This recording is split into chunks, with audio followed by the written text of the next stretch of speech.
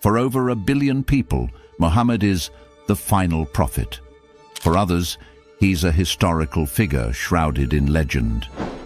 But when we set aside Islamic tradition and examine the primary sources, both Islamic and non-Islamic, a clearer picture emerges.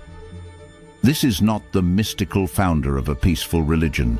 This is a man whose life included early trauma, alleged spiritual encounters, warfare, execution of dissenters, young wives, broken treaties, and a painful death. This isn't about opinions. It's about evidence. If you want truth, not tradition, then keep watching.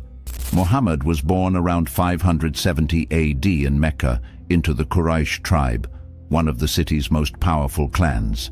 His father, Abdullah, died before he was born. His mother, Amina, died when he was 6. Raised by his grandfather and then Uncle Abu Talib, he grew up in a deeply pagan society. The Kaaba, the central shrine in Mecca, housed over 300 idols. The Quraysh controlled this religious economy. As a young man, Muhammad earned a reputation for being trustworthy. He worked in the caravan trade and eventually married a wealthy widow, Khadija, who was 15 years older. This gave him financial security and social status. For years, he reportedly spent time in spiritual retreat in a cave near Mecca, disturbed by the idolatry and corruption of his people. At age 40, while meditating in the cave of Hira, Muhammad claimed he was visited by a spirit who grabbed him and commanded, "Read," even though he was illiterate. Terrified, he ran home to Khadija, saying he feared he was possessed. It was Khadija, not Muhammad, who sought confirmation. She consulted her cousin, Waraka ibn Nawfal, a Christian heretic, who declared that Muhammad must be a prophet like Moses. For 13 years in Mecca, Muhammad preached monotheism and warned of judgment. But most Meccans rejected him.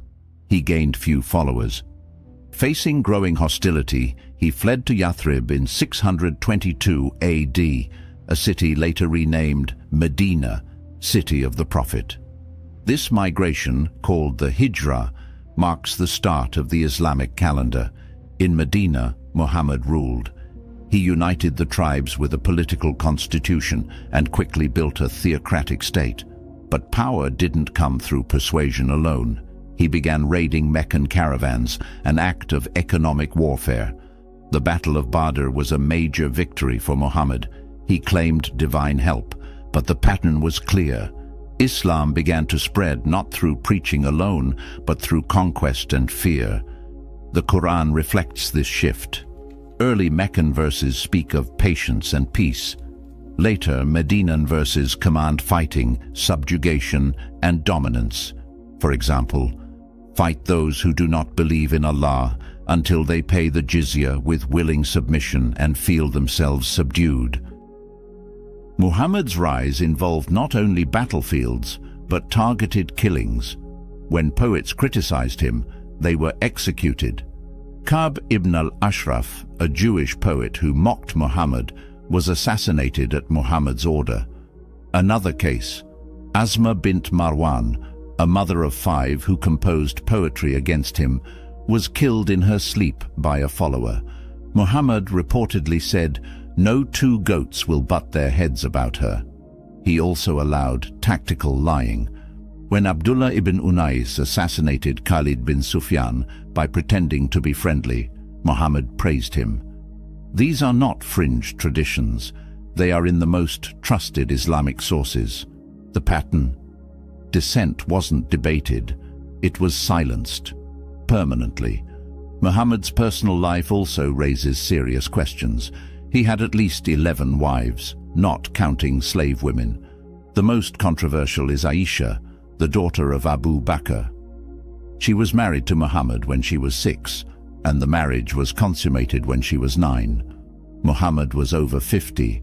This is recorded in Sahih al-Bukhari 5134.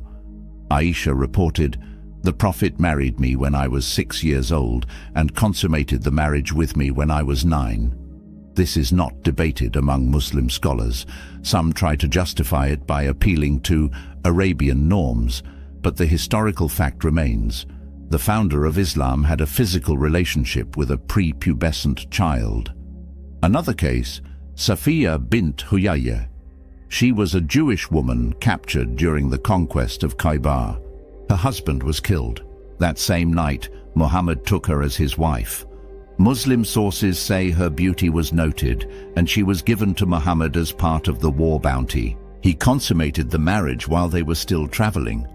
These stories are not attacks. They are documented facts. The moral standard of a prophet must be higher than culture. The God of the Bible never excuses such acts based on the customs of the day. After conquering Mecca, Muhammad continued to consolidate power, but his life ended strangely. After the conquest of Khaybar, a Jewish woman named Zainab bint al-Harith gave him poisoned meat to avenge her family. Muhammad tasted the poison and spat it out, but it still entered his system. Years later, during his final illness, he said, "I feel my aorta is being severed from the poison I ate at Khaybar." This is significant. The Quran says of false prophets, if he had forged a saying, we would have cut his aorta. Islamic sources admit the poison affected him until death. Was this divine judgment? His final days were marked by intense pain and confusion. He reportedly tried to write a statement, but his companions argued, and he never dictated it. He died in Aisha's house at around 62 years old. Muhammad was not just a religious leader. He was a war general, a political strategist, a polygamist, and a man surrounded by bloodshed and power struggles. His life, as recorded by Islam's own sources, includes a spiritual encounter that terrified him, marrying and consummating with a 9-year-old, approving assassinations and torture, beheading hundreds of captives, taking women as war prizes, dying in pain, possibly fulfilling a verse about false prophets.